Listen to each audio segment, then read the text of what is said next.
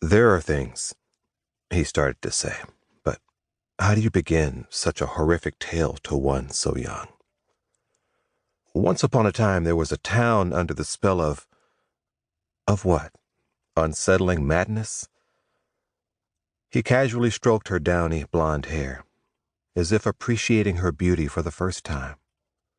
Her small wood-hewn bed framed her like an idyllic picture, just as he always imagined it would. Though it was the dream from a different life, he mentally pictured this very scene 100 times. It inspired him to labor on when he handcrafted each piece.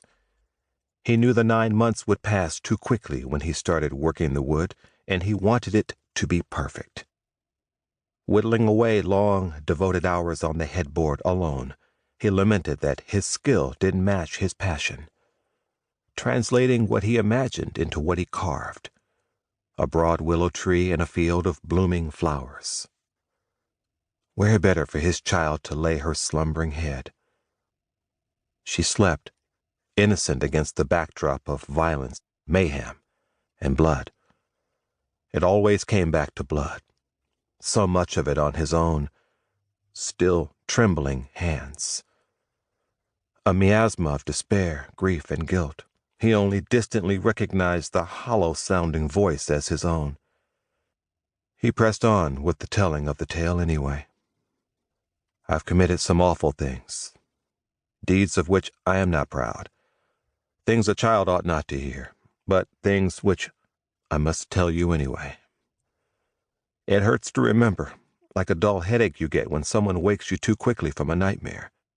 The story begins with Holton Owensby, that opportunistic devil."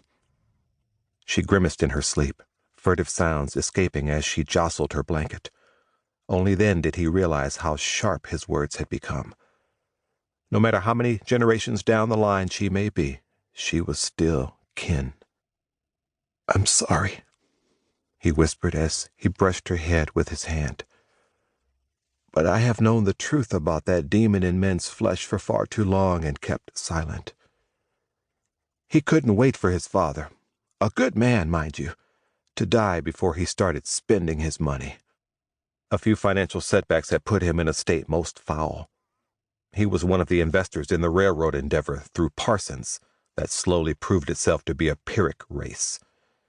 You knew, for those who wanted to know or cared to look, from the leer in his eyes, that he had killed in his time.